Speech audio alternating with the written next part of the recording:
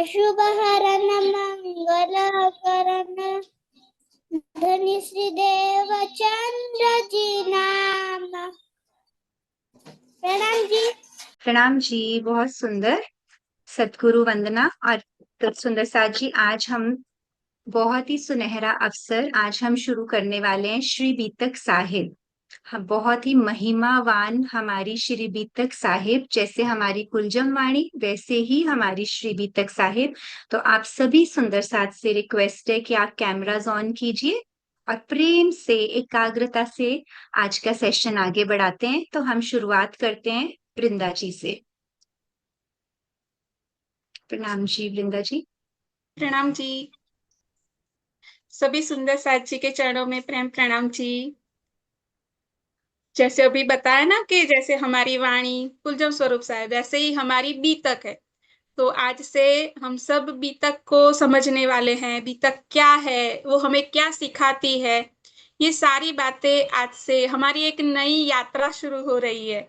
जैसे बीतक जागनी यात्रा है ना, वैसे ही अब ये हमारे दिल की जागनी यात्रा शुरू हो रही है। तो आप सबके स्क्रीन पर एक इमेज दिखेगी।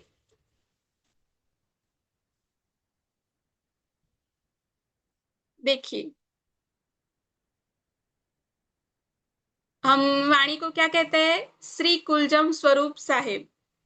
बीतक को भी क्या कहते हैं? श्री बीतक साहिब। ठीक है।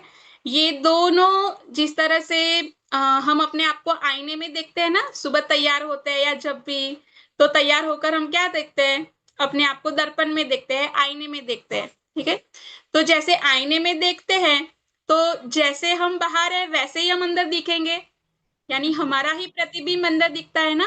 तो बिल्कुल ये भी राज्य के दिल के ही प्रतिबिंब, यानी राज्य का दिल ही है। श्री कुलजम स्वरूप साहिब आईने के सामने खड़ी है तो आपको क्या दिखेगा सामने? वो बीतक ही दिखेगी। यानी ये दोनों एक है, जुदा जुदा नहीं है। जैसे हमने आईने में देखा तो हम ही अंदर दिखते हैं ना, तो वैसे ही कुलजम स्वरूप बोलिए या मतलब बीतक बोलिए, ये दोनों एक ही है। जब भी जैसे हम बोलते हैं ना, तारतम बोलते हैं, तो ए सतवाणी मथ के लेऊ जो इनको सार, तो ये सार है ना, ये बीतक है हमारे जीवन का। तो हमें सिर्फ मंथन वाणी का नहीं करना है, हमें वाणी के साथ बीतक का भी मंथन करना है। तो बस ये बीतक का मंथन ही हम आज से शुरू कर रहे हैं। तो हम ये मंथन हम सब मिलकर एक साथ करेंगे। कुछ आप यहाँ से जो बताया जाएगा वो सीखेंगे, कुछ हम आप सबसे सीखेंगे। यानी सिर्फ हम आपको सिखाने के लिए नहीं है, आप सबको भी हमें सिखाना है। तो आपके दिल में बीतक के लिए जो भी भाव आते जाए, जो भी बातें आती जाए, जो हमारे दिल में शायद नहीं हो, तो वो भी आप सब हमारे साथ शेयर करना, हमें बताते रहना। ठीक है। अब ये बीतक हमें सिखाती क्या है? तो बीतक वो हमारा प्रैक्टिकल है। जैसे स्कूल में आप एनवायरमेंट, पर्यावरण का विषय पढ़ते होंगे, तो उसमें पर्यावरण में थियरी आपको पढ़ाई जाती है, एक बीज है, फिर उसको वो जो हमने प्रैक्टिकल किया था ना, खासी जान खेड़ी जिमी वाला, तो वो कैसे हमने प्रैक्टिकल किया था। तो बीतक बिल्कुल हमारा प्रैक्टिकल है। और वो जो प्रैक्टिकल है ना, वो हमारे जीवन में बहुत सारे रंग भरता है, बहुत ही आनंद। हमारे ग्रुप का नाम क्या है? निजानंद। निजानंद है ना। तो ये निजानंद हमारे जीवन में ये बीतक भरता है। तो अब बीतक हमें क्या क्या सिखाता है? तो बीतक हमें उठना, बैठना, सोना, खाना, पीना, बोलना, ये सब कुछ हमें बीतक सिखाएगी। तो जब आप इसे ग्रहण करेंगे, सुनेंगे, तो आपको पता चलेगा कि इस बात से हमें क्या सीखने को मिला। तो ये बोलने के लिए शायद कहीं कहानी शब्द यूज हो जाए, पर इसे कभी भी कहानी मत समझना सुंदर साथ जी। बीतक कोई कहानी नहीं है, बीतक कोई स्टोरी नहीं है, बीतक तो जीवन है। जैसे हम सांस ले रहे हैं ना, ऑक्सीजन के बिना हम रह पाएंगे? सांसों के बिना हम रह पाएंगे? नहीं रह पाते ना। तो वैसे ही बीतक है, ये बीतक हमारी जिंदगी है। तो बस ये बीतक हमारी जिंदगी में जो जो सुने वो भरती जाए। ऐसा आज से हमारी ये एक नई यात्रा शुरू हो रही है, जिसका आप सभी को बहुत बहुत इसकी शुभकामनाएं भी है। हम सबके जीवन में इससे बहुत सारे अच्छे अच्छे परिवर्तन आते जाएंगे। तो आप सभी सुंदर साथ जी के चरणों में प्रणाम जी। आगे हम चित्रा जी से अब बीतक में वो हमें कहाँ ले जाते हैं, तो चलिए कहाँ हम जाते हैं देखते हैं आज। प्रणाम जी। प्रणाम जी। बहुत ही सुंदरता से आपने बच्चों को भूमिका से बांध दिया कि हमें बीतक कैसे सुननी है, और सिर्फ सुननी नहीं है, हमें हर प्रसंग के सिखापन को ग्रहण करना है। और हमने पिछली जितनी क्लासेस की हैं उसमें हमने क्या सीखा था और अपने आचरण में लाना है, ताकि हम धीरे धीरे इन कदमों के साथ कदम मिलाकर चल सके। जहां जहां देवचंद्र जी जाएंगे ना, हमें वहां वहां चलना होगा।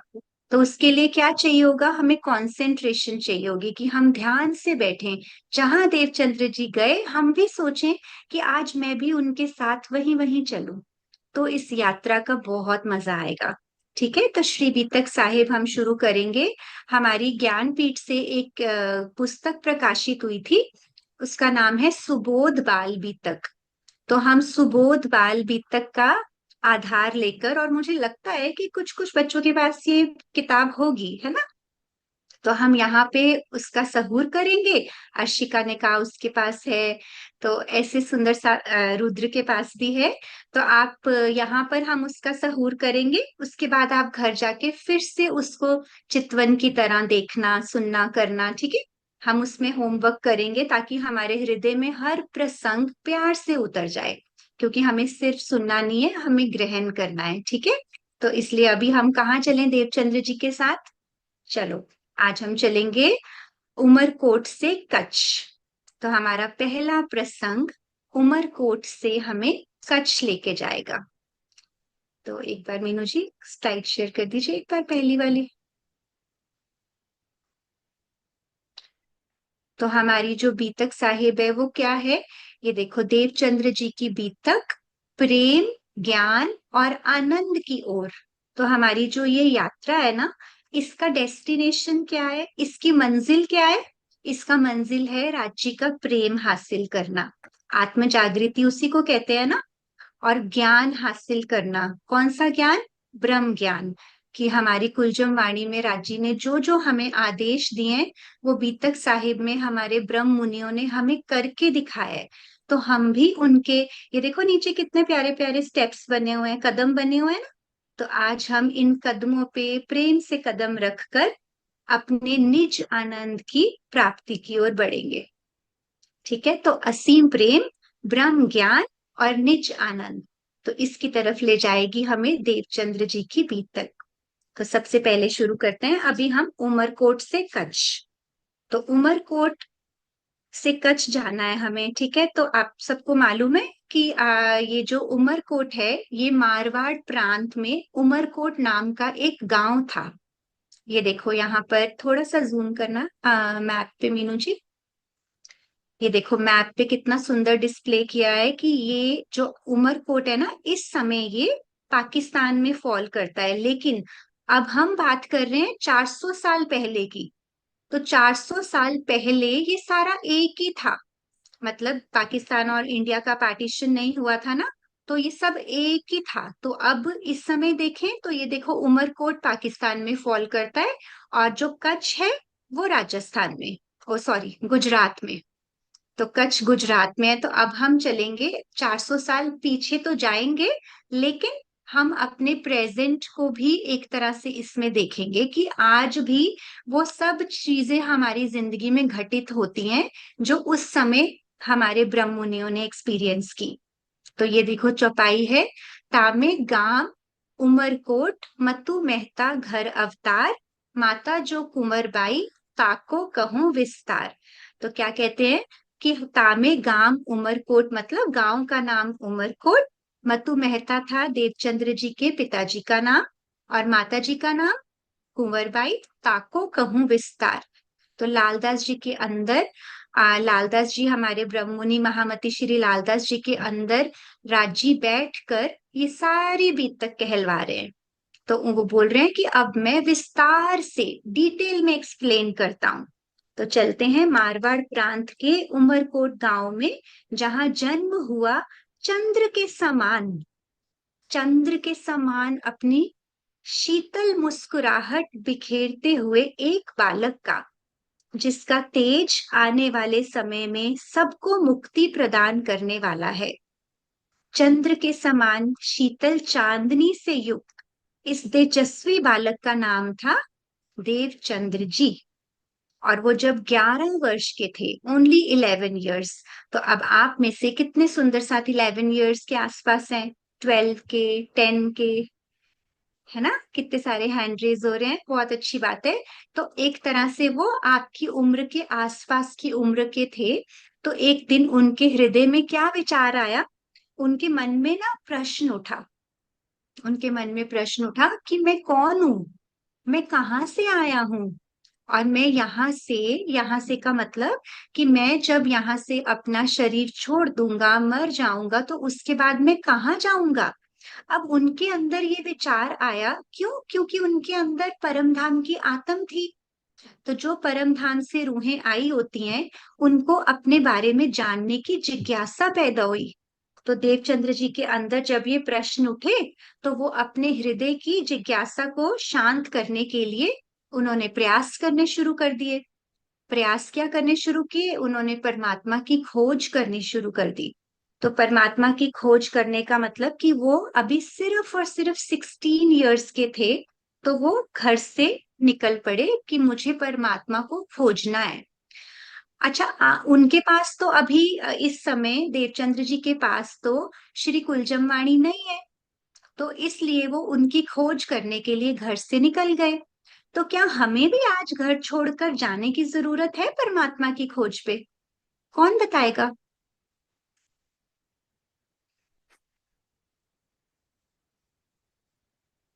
हाँ जी, राकेश।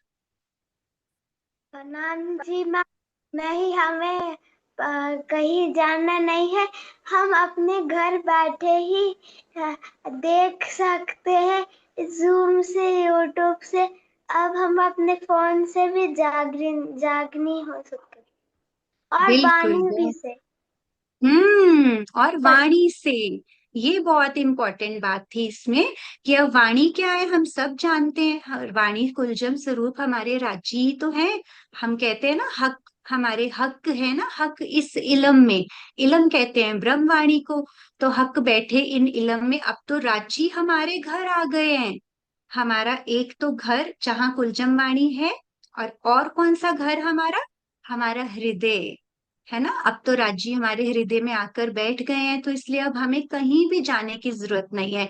लेकिन देवचंद्र जी को उस समय वाणी नहीं थी, तो उनके पास तो उन्होंने कितने प्रयास किए। उसी की सारी बीतक है, जिससे हमें देखना है कि उनके अंदर कौन कौन से गुण हैं, जो हम अपने अंदर गुण वो वाले लाएंगे बीतक सुनते सुनते। ठीक है, तो आगे चलते हैं कि अब वो 16 वर्ष की आयु में परमात्मा की खोज में निकल पड़े घर से। तो एक दिन उमरकोट गांव से एक बारात कच्छ देश जा रही थी। देवचंद्र जी उस बारात के पीछे पीछे रेगिस्तान में चल पड़े। अब रेगिस्तान क्या होता है? कितना डेजर्ट होता है, पूरा का पूरा रेतीला रेगिस्तान का रास्ता, इतना दूर दूर तक सिर्फ डेजर्ट ही डेजर्ट, कुछ भी दिखाई नहीं देता। और तो देवचंद्र जी वहां चले गए। वहां पे कोई सवारी तो मिली नहीं, और डेजर्ट में सवारी क्या होती है? कैमल्स होते हैं ना, ऊंट होते हैं। तो ऊंट तो थे नहीं वहां पे। देवचंद्र जी ने सोचा कि मैं पैदल ही निकल जाता हूँ। एक सिर्फ 16 साल का बच्चा, इतना उसके अंदर आत्मविश्वास देखिए, कितना अंदर से आत्मविश्वास। और हम कभी छोटा छोटा कार्य करने के लिए हम घबरा जाते हैं, है ना। तो अगर अंदर रांची है, राज्य की रूह है, तो हमें आत्मविश्वास भी अपने अंदर लाना है कि हम कुछ भी कर सकते हैं। तो वो छोटा सा नन्हा सा बालक 16 साल का रेगिस्तान के रेतीले रास्ते पे अकेला निकल पड़ा। तो जाते जाते रास्ते रास्ते में क्या हुआ कि अब बहुत चलना पड़ा। चलते चलते अब उन्होंने अपने साथ बहुत थोड़ा सा सामान रखा था। तो उनको भागते भागते उनके पेट में अचानक से दर्द उठी। बहुत लंबा चल लिए थे, शाम को निकले, निकलते निकलते बिल्कुल सनसेट होने वाला था। हाँ, और खाना पता नहीं कब का खाया होगा, दोपहर का खाना खाया होगा, शाम को तो कुछ खाया नहीं। तो चलते चलते उनके पेट में, और थोड़ा सा डर के मारे, थोड़ा भय लगता है ना ऐसे माहौल में कि इतनी दूर दूर तक रेगिस्तान है, कोई नहीं है, तो उनको ना ऐसे हल्का सा भय लगा, और उसके मारे उनके पेट में हुआ दर्द।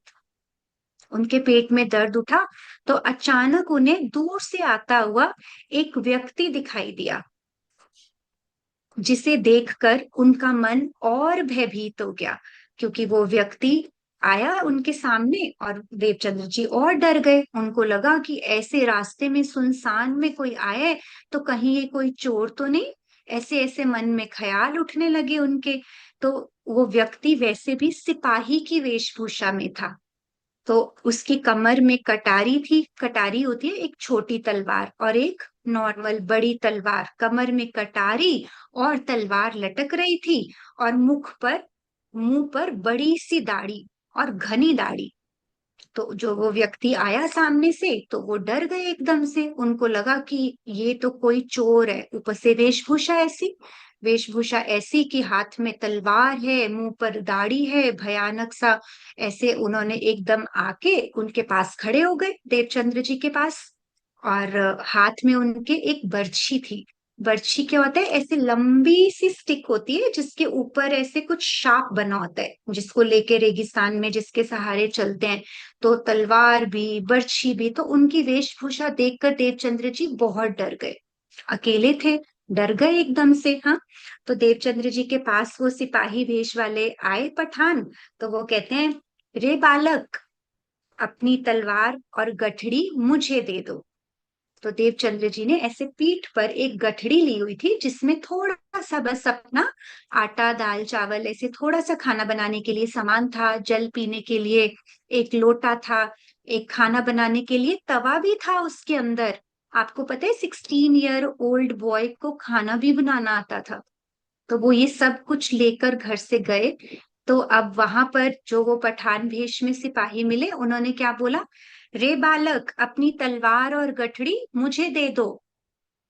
ये कहकर उस व्यक्ति ने अपनी पिछौरी को बिछा दिया। उसके कमर पर एक कपड़ा बंधा हुआ था, वो पिछौरी उसने नीचे रेगिस्तान की रेत पर ही बिछा दी।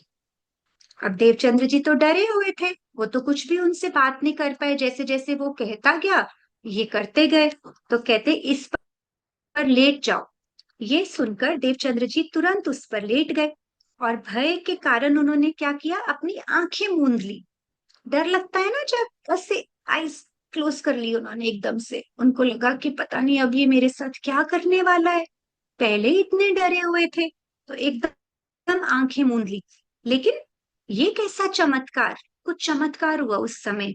क्या हुआ, देवचंद्र जी के पेट में दर्द हो रहा था ना, तो वो पठान ने क्या किया, अपना एक पाँव देवचंद्र जी की जांघ के पास थोड़ा सा रखा, और हल्का सा उसके ऊपर भार डाला अपना। एक जांघ के ऊपर, उनकी एक तरफ टांग के ऊपर के भाग में उन्होंने क्या किया, अपनी चरण से एक थोड़ा सा ऐसे हल्का सा दबाया, चरण से दबाया। ठीक है, और क्या हुआ, अचानक से उनके पेट का दर्द गायब। पेट दर्द ही ठीक हो गया। तो देवचंद्र जी को क्या लगा, अरे शुक्र है, अब ये मुझे मारेगा तो नहीं। ये तो कोई चोर नहीं लगता, ये तो अच्छे लगते हैं। ये तो उनके अंदर जो अभी तक डर था ना, वो डर जाना शुरू हो गया धीरे धीरे।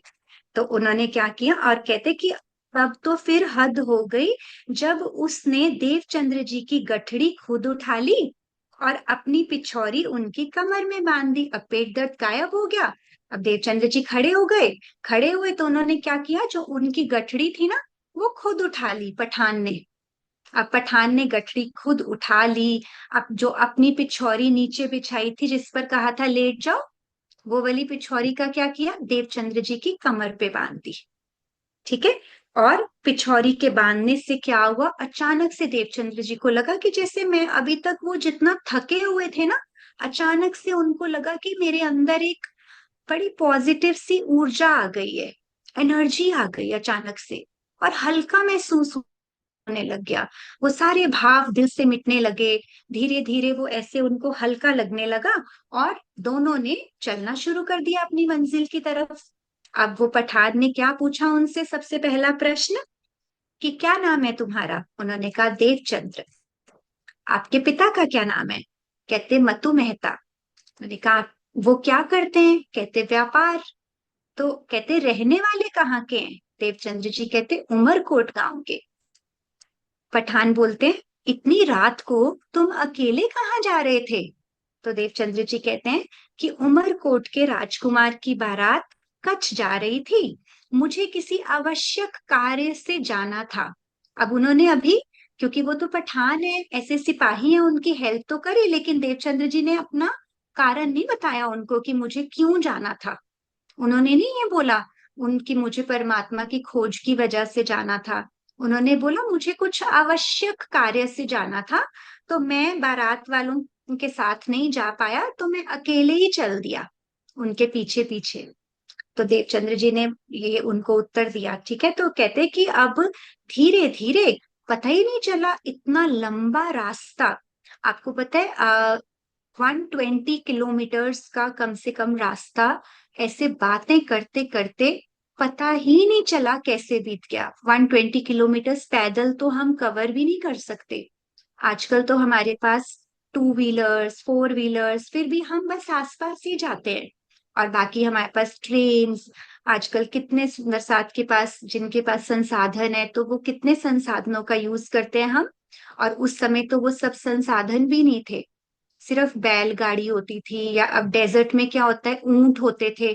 तो अब वो देवचंद्र जी देखो इतनी हिम्मत कि अकेले निकल पड़े। और अब पठान ने क्या किया, अपनी मेहर से, कृपा से, उस पठान के पास कुछ एनर्जी थी। अभी मैं स्टोरी कंप्लीट करूंगी तो मुझे बताना कि कौन थे वो पठान, अगर किसी को पता है तो। ठीक है, सोचना तब तक। तो अब क्या हुआ जी, तो पठान ने अपनी पिछौरी उनसे, हाँ, तो अब वो बातें करते करते वहां पहुंच गए बारात के एकदम पास। तो जैसे ही बारात के पास पहुंचे, तो वो पठान ने पूछा देखो क्या यही है तुम्हारे जो संगी साथी जो तुमको नहीं लेकर आए थे, क्या यही है वो बारात वाले लोग? तो जैसे ही देवचंद्र जी ने अपना उनको देखने के लिए मुख घुमाया, तो उन्होंने बोला हाँ हाँ यही है। तो वो एकदम से खुश होके उन्होंने बोला, और वापस उनको देखा पीछे मुड़ के, तो वहां कोई भी नहीं था। तो कहाँ गया वो पठान? चलो बताओ, कहाँ गया वो पठान, कौन था वो पठान? एक एक करके अब हम सब सुंदर साथ से बात करेंगे। जी, हाँ जी अंश।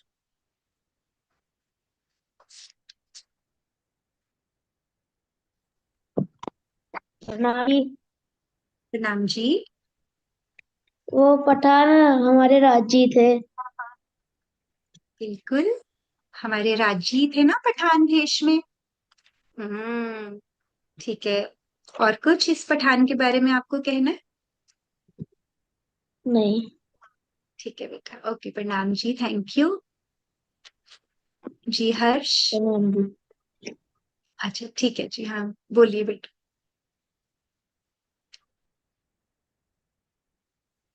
हाँ जी हर्ष, मैंने किया है आपको, अभी कर दोबारा।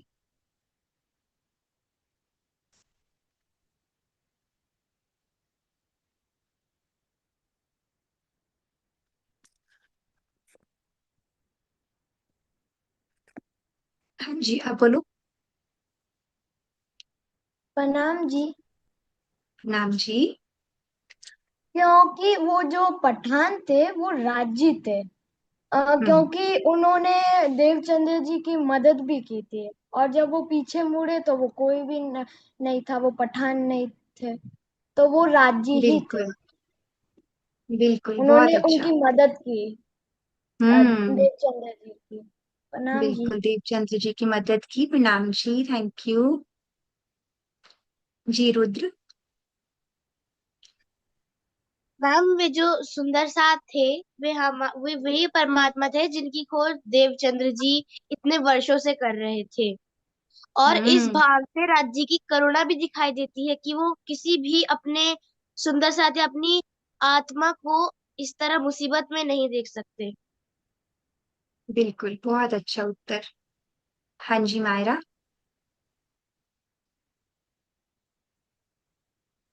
प्रेम प्रणाम मैम। वो राजी थे और इसलिए आए थे इसलिए आए थे क्योंकि वो देवचंद्र जी की भक्ति देखकर आए थे। और फिर और ऐसे वो इस चीज से प्रसन्न हुए और फिर उनकी मदद भी करी। प्रेम प्रणाम मैम। प्रणाम जी, बहुत अच्छा उत्तर जी। अबीर? दीदी वो रज्जी महाराज थे, भूकंप का स्वरूप लेके आए थे। देवचंद्र जी महाराज को पहले दर्शन दिए थे। बहुत अच्छा, ये पहले दर्शन थे। युवराज जी ने ये पहली बार दर्शन दिए, इसका मतलब इसके आगे भी बहुत कुछ बाकी है। जी विधि, आप बोलो।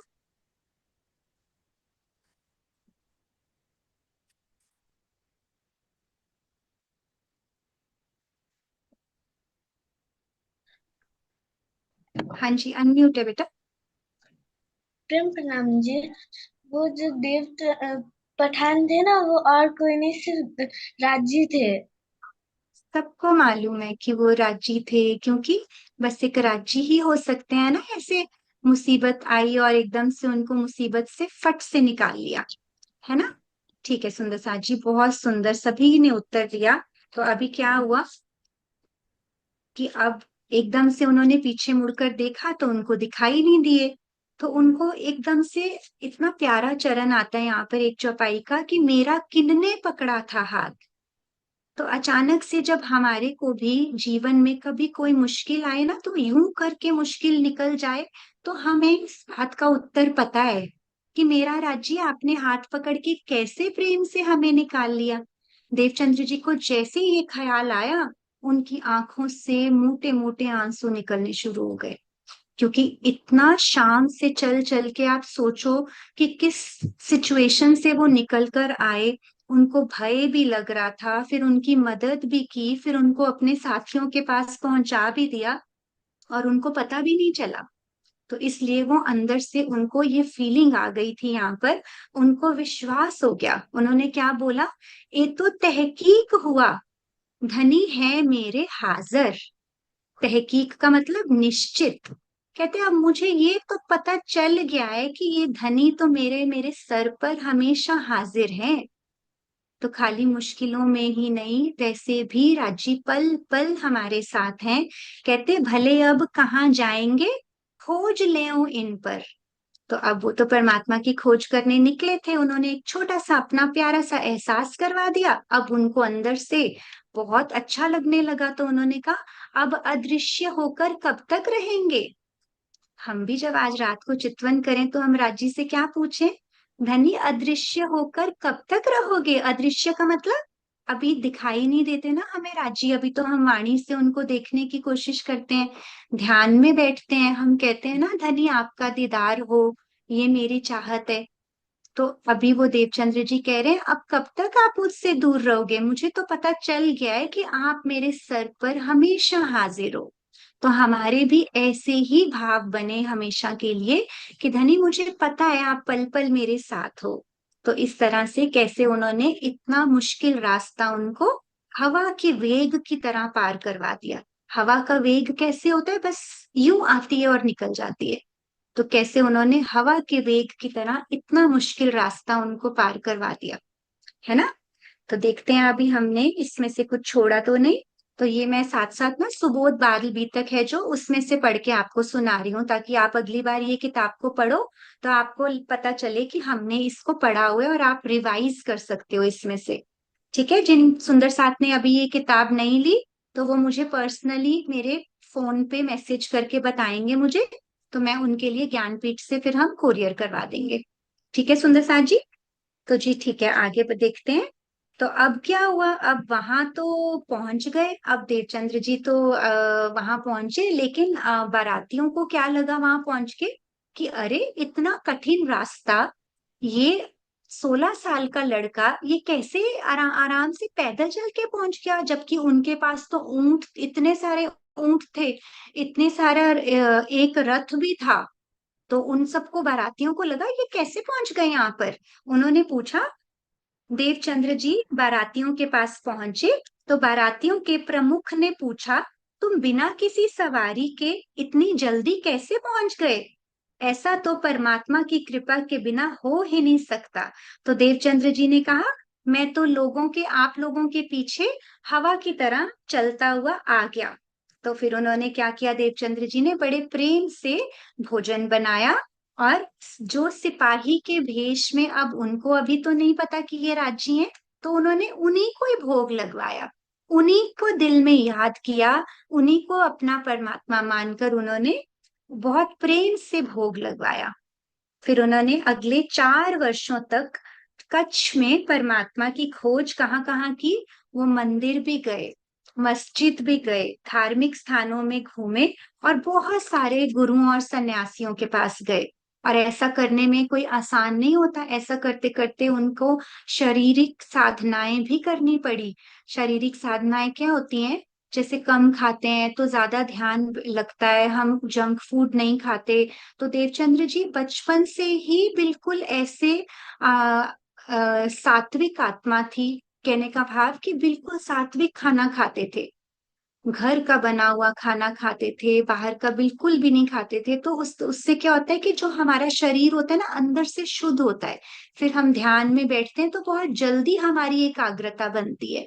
तो वो इस तरह से परमात्मा की खोज उनकी अब जारी रही। अब उनको ढूंढना था कि ये पठान भेष में मुझे जिसने दर्शन दिए थे, अब वो पता तो है कि है, लेकिन अब उनको फिर से देखना है उनको। तो दिल में ये चाहत कि धनी हमें आपको देखना है। तो ये क्या है, सकारात्मक सोच, जो हमने करा था कि हमने ये सकारात्मक सोच रखनी है, और दृढ़ ईमान रखना है राजी पे, कि मुझे पक्का विश्वास है कि मैं आपको एक दिन देख ही लूंगी, ध्यान के द्वारा, चितवन के द्वारा। ठीक है। तो ये सब सुंदर साथ को यहाँ तक कहानी सबको समझ आई। हम इसको सिर्फ शब्दों में कहानी कह रहे हैं, क्योंकि हम इसको इस तरह से सुना रहे हैं कि हम एक यात्रा पर चले हैं, पर इसे हम कहानी नहीं समझेंगे। हम इसे सिर्फ सिखापन लेंगे अपनी जिंदगी में कि हमें इसमें क्या उतारना है। ठीक है। तो अब आप लोगों को इससे क्या क्या मॉरल वैल्यूज आपने सीखी, थोड़ा सा 2-3 बच्चे बताएंगे कि क्या क्या हमने इससे सिखापन लिए। जिन्होंने पहले नहीं बोला, मैं उनको अनम्यूट करती हूँ। जी माही मोही।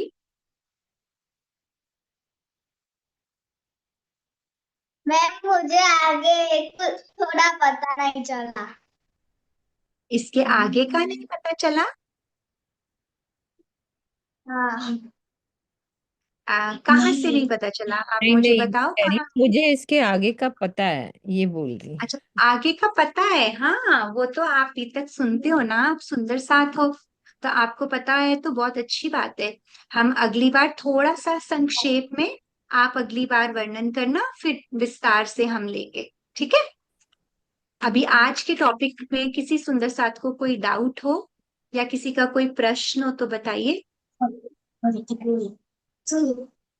हाँ जी रुद्र।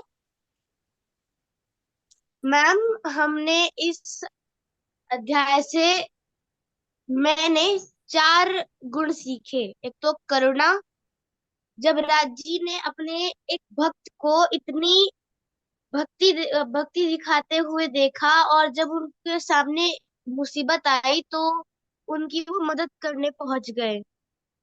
दूसरा, देवचंद्र जी की खूबी, कभी हार मत मानो और धैर्य रखो। उन्होंने धैर्य रखा, कई सालों तक धैर्य रखा कि मुझे आज मेरे परमात्मा मिलेंगे, आज मिलेंगे, आज मिलेंगे, उन्होंने धैर्य रखा। तीसरा, अपना मानसिक बल, वो इतने पंडितों के पास गए, पुजारियों के पास गए, वहां पर उन्होंने प्रार्थना की, साधना की, शारीरिक साधनाएं की। और चौथा, बिल्कुल। प्रेम। और सबसे ज्यादा प्रेम उस वक्त राजी ही करते थे, क्योंकि उस समय में वही एक ऐसे प्राणी थे, वही एक ऐसी महान आत्मा थे जिन्होंने जिन्होंने अपने बारे में सोचा कि मैं, मेरे परमात्मा कौन है, मैं कहाँ से आया हूँ, मैं कौन हूँ। प्रणाम जी। जी, बहुत ही सुंदरता से आपने पूरे चैप्टर का सिखापन एक्सप्लेन कर दिया। जी अबीर। दीदी, राज्य महाराज हमारे साथ ही होते हैं। पल पल हमारे साथ होते हैं, बिल्कुल ठीक। जी हर्ष। हमारे दिल में ही बैठे होते हैं। बिल्कुल। प्रणाम जी। प्रणाम जी। हमें कभी भी हार नहीं माननी चाहिए, और राजी हमारे साथ हमेशा रहते हैं, और राजी हमें कभी भी नहीं छोड़ते हैं अकेले। और बहुत देवचंद्र जी के जैसे हम लोग नहीं बन सकते हैं। उन्हें बहुत प्रयास किया, जब जाकर राज्य उन्हें मिले। और राज्य तो फिर कर ही दिए। फिर राजी है ना, राजी तो फिर हाँ। राजी है, वो तो किसी के भी अंदर बैठ के उनको अपने और दर्शन हम लोग देंगे। कभी कभी कुछ गलत हो जाता है तो हम लोग को लगता है कि राज्य हमारे साथ नहीं है, पर राज्य हम लोग के साथ हमेशा है।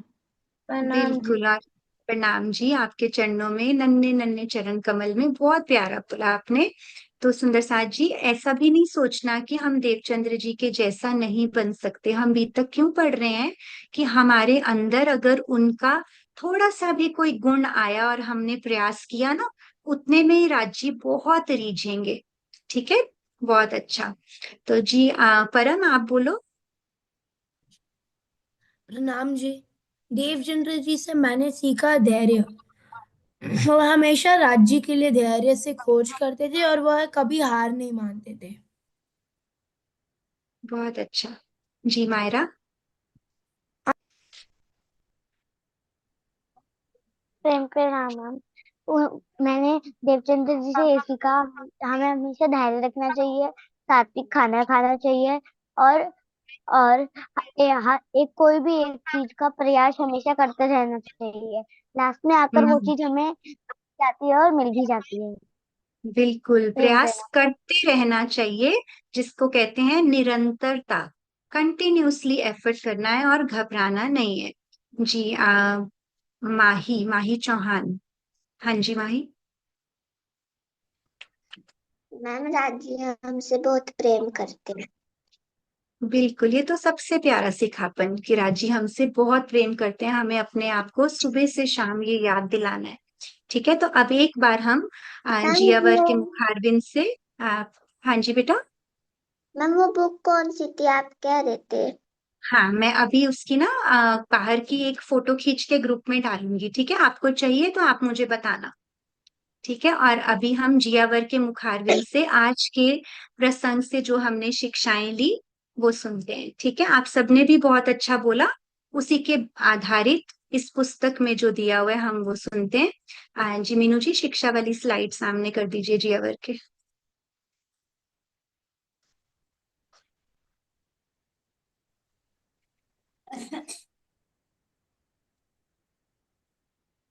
जी बेटा बोलिए। बोलो श्री प्राणनाथ प्यारे की जय। मनुष्य जीवन दुर्लभ है, इसे परमात्मा की खोज में लगाना चाहिए। परमात्मा को पाने में बहुत सी कठिनाइयों का सामना करना पड़ सकता है, किंतु अपने लक्ष्य को प्राप्त करने में पीछे नहीं हटना चाहिए और धैर्य पूर्वक आगे बढ़ते रहना चाहिए। जब हम परमात्मा को पाने के लिए एक कदम बढ़ते हैं तो वे 10 कदम आगे बढ़कर हमारी सहायता करते हैं। प्रेम प्रणाम जी। प्रणाम जी, बहुत अच्छा।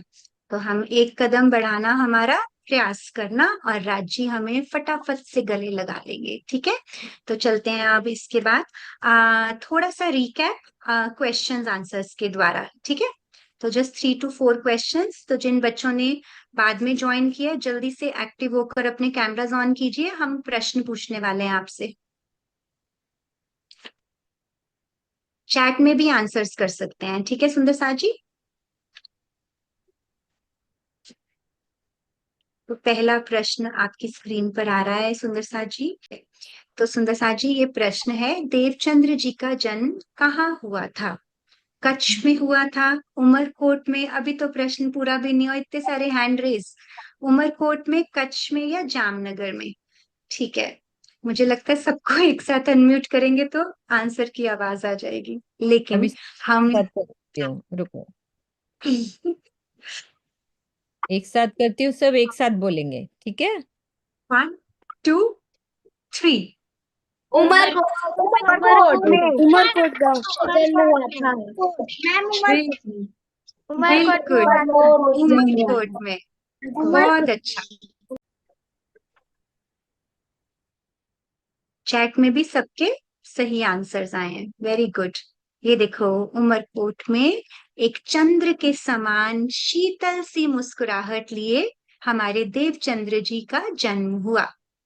चलें नेक्स्ट लेते हैं।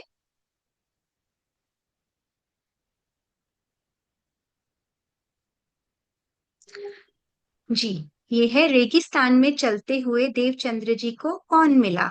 कोई दोस्त मिल गया उनका, या कोई सिपाही मिला, या फिर परमात्मा मिला, या फिर तीनों ही आंसर सही है? तो ठीक है, अभी मैं अनम्यूट करती हूँ। आज कबीर ने आंसर नहीं किया। कबीर, कबीर भगत के 3 हैंड रेजेस है। तीनों ही सही है, मतलब 3 ऑप्शन, क्योंकि राजी महाराज हमारे दोस्त भी होते हैं, वो सिपाही के रूप में आए थे, और राजी महाराज तो राजी महाराज ही है। बिल्कुल, राजी तो राजी है। बहुत ही सुंदर। वो हमारे दोस्त भी हैं और सिपाही के रूप में आ गए, तो अब हमें सिपाही से भी प्यार हो गया है ना। बहुत ही अच्छा। ठीक है सुंदर साथ जी। 1 मिनट।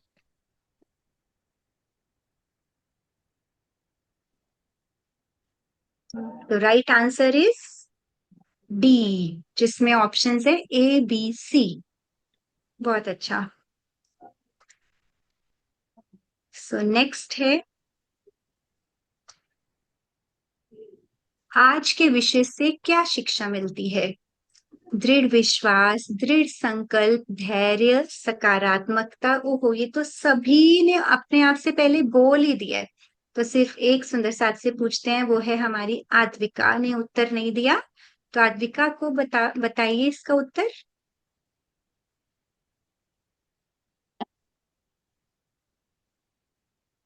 इसका उत्तर मुझे वैसे ज्यादा नहीं पता, पर लेकिन मुझे तो लगता है कि लास्ट वाला सभी है। बिल्कुल सही बोला आपने, आपको सब पता है। दृढ़ संकल्प, दृढ़ विश्वास, धैर्य, सकारात्मक सोच, यही हमने आज सबने सीखा ना। आपने हमें सिखाया ये सब, आप सबने बहुत प्यारी प्यारी शिक्षाएं बोली। तो सुंदर साथ जी, यहाँ पर हम आज का प्रसंग खत्म करते हैं। नेक्स्ट टाइम नेक्स्ट लेंगे यहाँ से आगे, जहां जहां देवचंद्र जी जाएंगे, ठीक है? तो एक आद्विका पिक्चर, आपने जी, हाँ जी, एक पिक्चर ले लेना। हाँ जी, ओके। तो चलो जी, इस खुशी में कि हमने एक प्रसंग बहुत प्यार से सुना, मीनू जी हमारी एक फोटो लेंगी। तो हम सब सुंदर साथ ठीक से बैठेंगे और मुस्कुराएंगे और बोलेंगे राजी। राजी। कैमरा खोलो सब। राजी। राजी। अभी रुको, मैं सबको म्यूट करती हूँ। हाँ, 1 सेकेंड, पहले म्यूट कर दो। हाँ, सिर्फ मुस्कुराओ, ठीक है? Yes, ready, okay. बहुत अच्छा सुंदर साथ जी।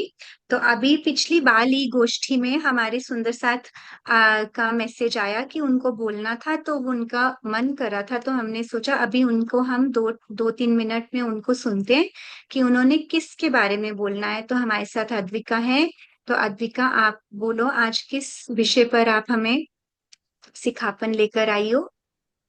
प्रेम प्रणाम सुंदर साथ जी। मेरा आज का विषय सेवा है। सेवा के बारे में हमारी वाणी में भी कहा गया है, जिन तुझ सेवा की नहीं, ना कुछ समझे बात, सो काहे को गिनावे आप साथ में, जिन सुध ना सुपन साख्या।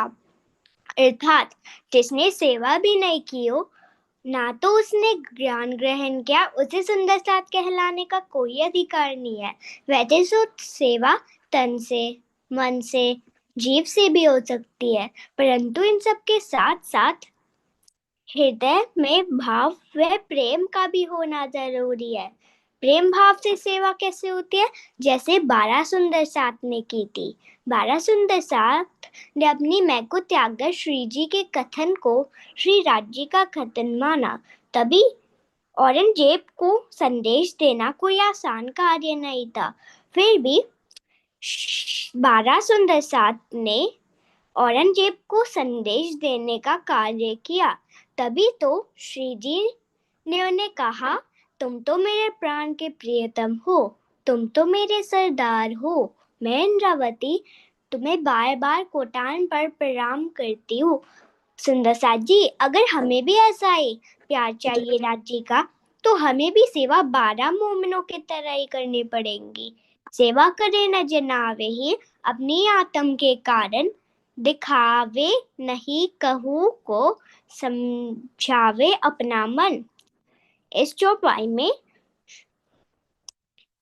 चौपाई का अर्थ है कि हमें सेवा किसी को दिखाने के लिए नहीं करनी, अपने आत्मा के सुख के लिए करनी है। कोई देखे या ना देखे, श्री राज जी तो हमें देख ही रहे हैं। अंत में मैं इस चौपाई के साथ अपनी वाणी को विराम देती हूँ। महामत कहे सैयन को ए सेवा के कहे साथ, यहाँ ते ही खड़े रहे जाके धनिया पकड़े हाथ। अब श्री जी सुंदर साथ को कह रहे हैं कि धनी के सेवा में वही खड़े रहे हैं जिन पर श्री राज्य का मेहर हुई है, और माया से बचाने के लिए श्री राज्य जिनके हाथ पकड़े रहे हैं। इसलिए ये अहंकार कभी मत लेना, ये सेवा मैंने किया या हमने किया। प्रणाम जी।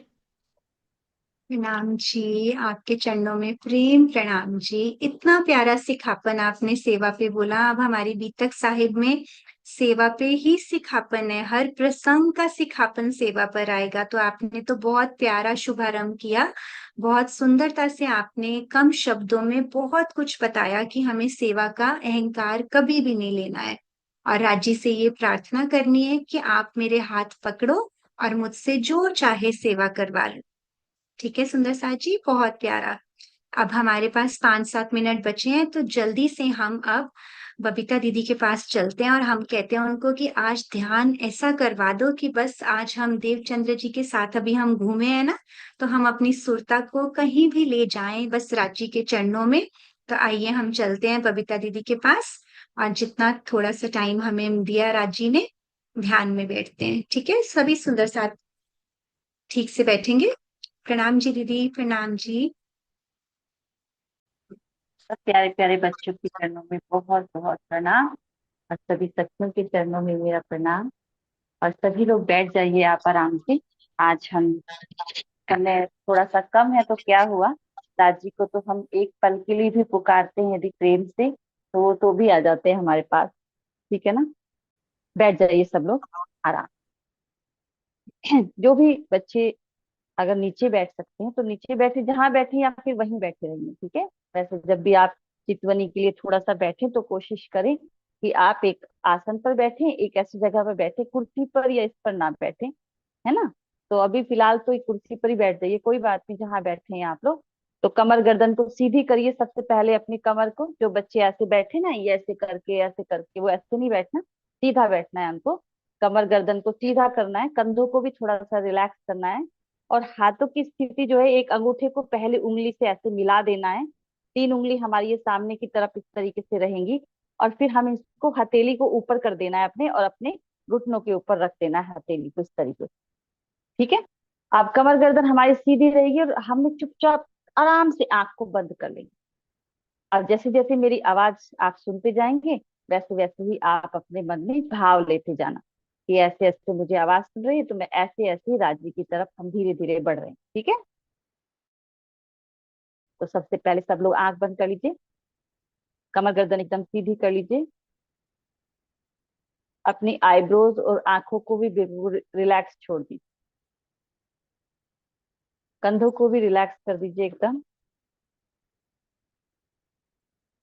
गहरा सांस लीजिए एकदम, एक गहरा सा सांस, और सांस को धीरे धीरे बाहर छोड़ते हुए अपने कंधों को, कमर को, पूरे शरीर को धीरे धीरे रिलैक्स करते जाओ। एक बार फिर से गहरा सांस लीजिए, पूरे शरीर को धीरे धीरे रिलैक्स करो।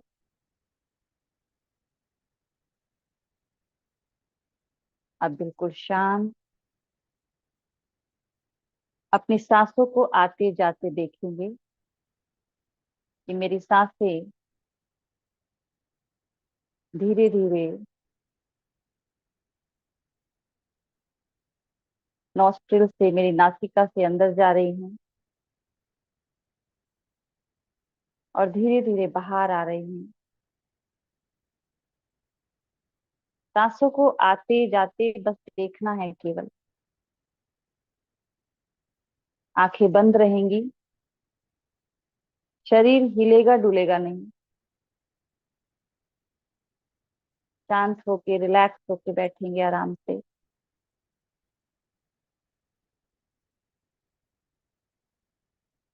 सांस जा रही है धीरे से और सांस धीरे धीरे बाहर आ रही है।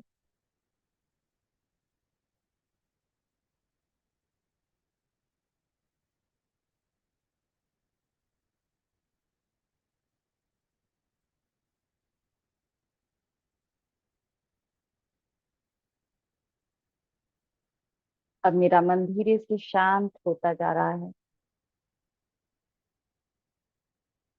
मेरा शरीर भी अब हिलना डुलना मेरे शरीर ने बंद कर दिया है। मेरी सांसें अब धीरे धीरे चल रही हैं। मेरा मन धीरे से शांत होता जा रहा है।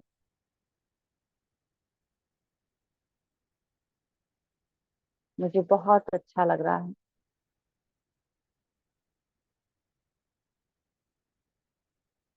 जैसे ही मेरा मन शांत होना शुरू हो रहा है, वैसे ही मुझे ऐसा लगा कि जैसे सदगुरु महाराज की दिव्य छवि मेरे सामने प्रकट हो गई है।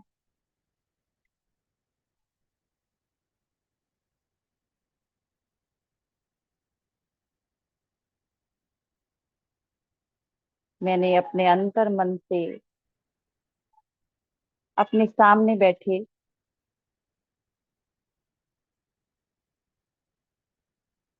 सदगुरु महाराज के चरण कमलों को छुआ, उन्हें छूकर प्रणाम किया।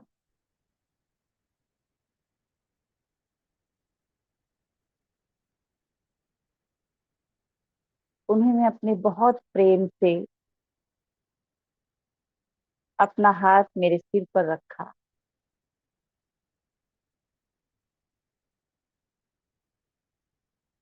हम सबको अंतर मन से देखना है ये बात कि सदगुरु महाराज मेरे सामने हैं और मैं उनको प्रणाम कर रहा हूँ या कर रही हूँ।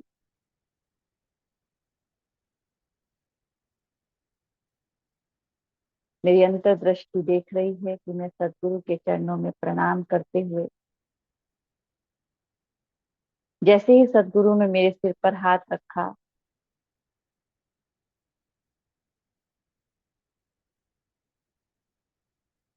अब मेरी आत्मा परात्म का श्रृंगार तक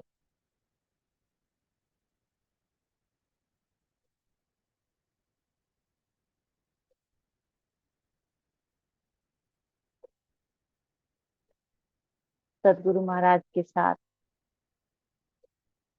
सूक्ष्म रूप से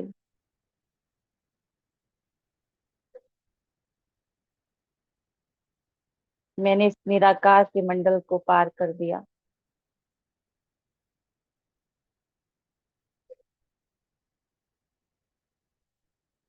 योग माया के ब्रह्मांड में मैं पहुंच गई।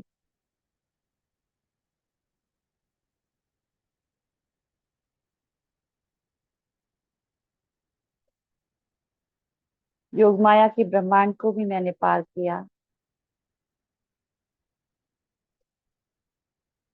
और मैं परम धाम पहुंच गई।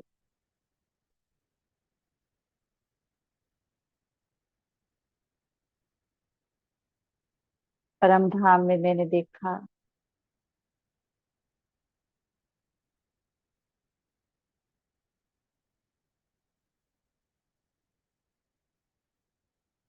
बड़े रान की हवेली को धीरे धीरे मैंने पार करना शुरू किया। सौरभ सागर को पार किया।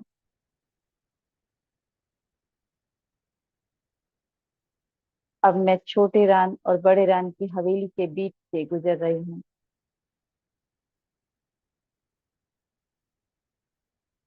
मेरे सामने केल पुल आ गया। अब मैं पुल पर खड़ी होकर जमुना जी को देख रही हूँ। पुल के नीचे बहुत सुंदर जमुना जी बह रही है, जिसका जल बहुत मीठा और शीतल है।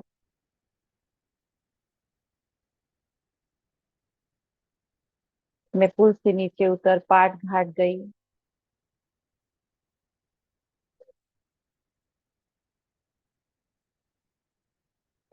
वहां से जमुना जी में छलांग लगा के मैंने जमुना जी में स्नान किया।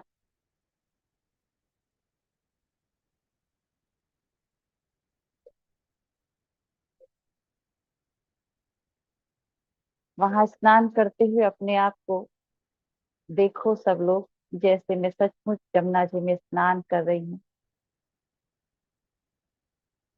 महसूस करो कि आप जमुना जी में स्नान कर रहे हैं सब, और बहुत आनंद आ रहा है।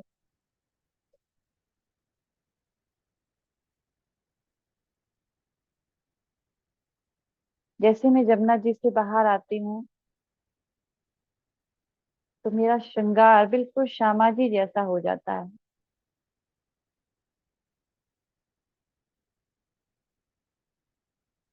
मेरा मन बहुत प्रसन्न और आनंदित है।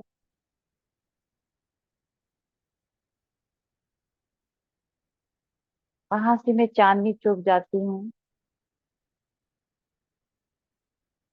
चांदनी चौक में दोनों तरफ, एक तरफ हरे वृक्ष हैं, दूसरी तरफ लाल रंग के वृक्ष हैं। पशु पक्षी बहुत सुंदर क्रीड़ा कर रहे हैं, खेल रहे हैं, मस्ती कर रहे हैं। मैं उनको सबको देखते हुए आगे बढ़ रही हूँ। मैं देखती हूँ कि सामने बहुत सारी सीढ़ियां हैं। मैं उन सीढ़ियों पर चढ़ना शुरू करती हूँ। अब सब लोग को देखना है, सोचना नहीं है कि आप चढ़ रहे हैं, आपको देखना है कि आप सच की सीढ़ियों को धीरे धीरे चढ़ते जा रहे हैं। बहुत सुंदर मखमल जैसा वहां पर एक फिल्म बिछा है। मेरे पैरों पर बहुत गद्दा गद्दा जैसे महसूस हो रहा है, एकदम मुलायम।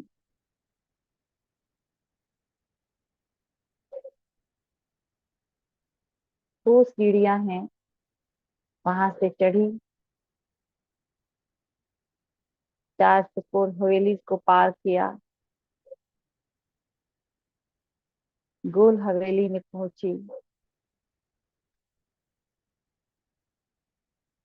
मैंने देखा कि सामने एक चबूतरा है।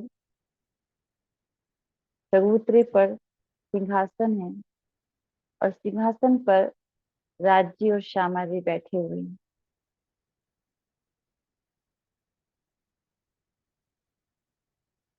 हम सारी सखियां भी वहां पर बैठी हुई हैं,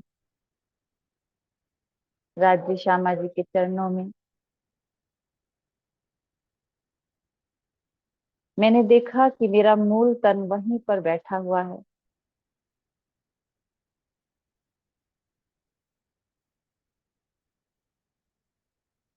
मैं गई और मेरी दृष्टि राज्य के चरण कमलों पर पड़ी।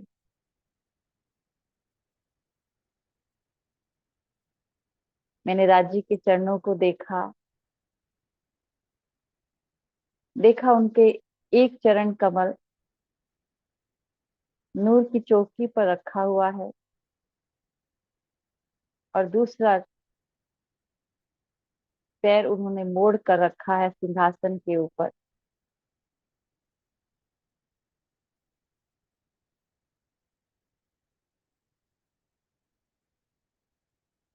मैं उनके चरण कमलों को बहुत प्रेम से निहार रही हूँ। इतने सुंदर चरण कमल हैं उनके। मैं कभी उनके अंगूठों को देखती हूँ, कभी उंगलियों को देख रही हूँ, कभी दृष्टि एड़ियों पर जा रही है,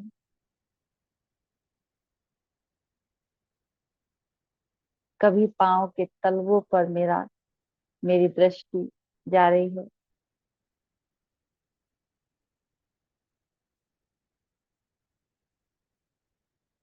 राजी ने जब मुझे अपने चरण कमलों को निहारते हुए इतने प्रेम से देखा, तो उन्होंने दूसरा चरण कमल भी नीचे रख दिया।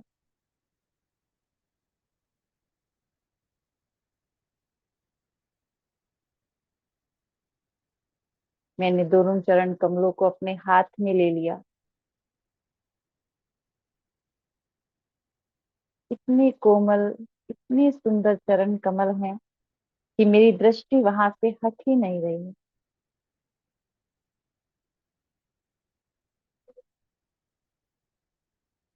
मुझे ऐसा लग रहा है जैसे ये चरण कमल मेरे हृदय में आकर विराजमान हो गए हैं।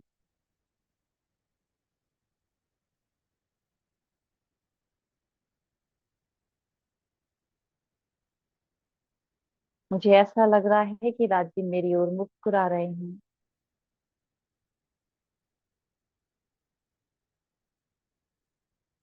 उन्होंने अपना प्रेम भरा हाथ मेरे सिर पर रखा है।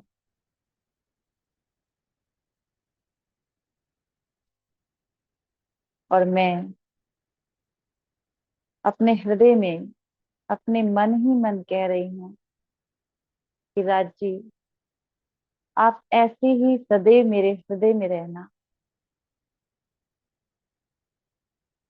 ऐसे ही अपना प्रेम भरा हाथ मेरे सिर पर रखना।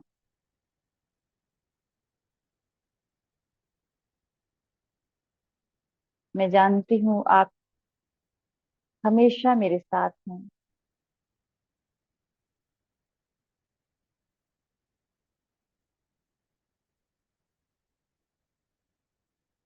मैं जानती हूँ कि आप मुझे बहुत प्रेम करते हैं।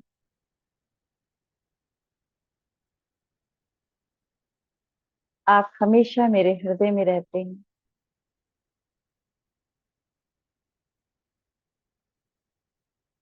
हमेशा मुझे देखते रहते हैं, मुझे सुनते रहते हैं।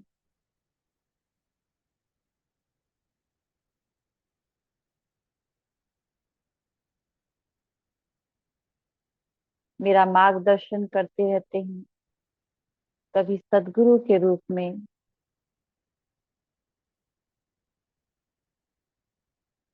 कभी सखियों के रूप में, कभी गुरु के रूप में। राज जी, आप मेरा हाथ हमेशा ऐसे ही पकड़े रहना।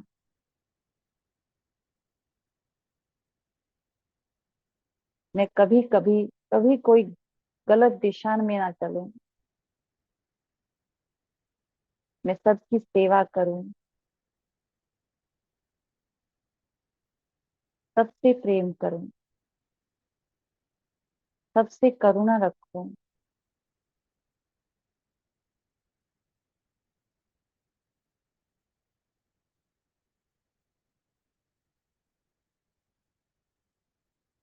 राज जी अभी भी मेरी ओर मुस्कुरा रहे हैं।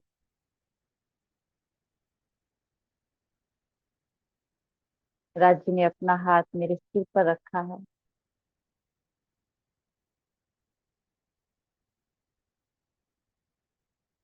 मैंने उनके चरणों में प्रणाम किया और उनसे वादा किया कि आपके चरण कमल अब सदैव मेरे हृदय में रहेंगे। मैं कभी कोई गलत काम नहीं करूंगी, कभी झूठ नहीं बोलूंगी,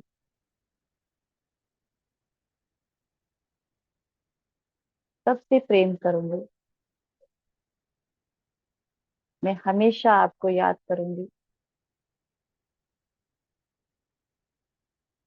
और धीरे से मैं वहां से वापस आती हूँ।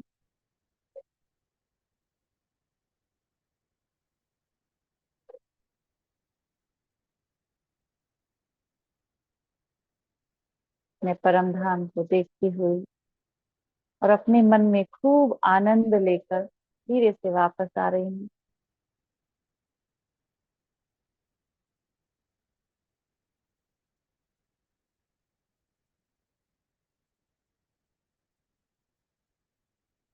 वापस आकर मैंने फिर से सदगुरु के चरणों में प्रणाम किया, उनको धन्यवाद किया कि आपने आज राज्य से मुझे मिला दिया।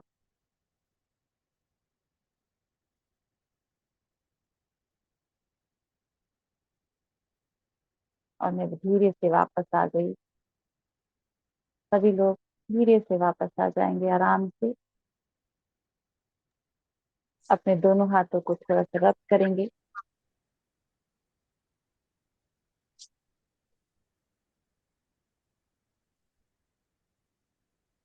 आंखों पर रख लेंगे थोड़ा।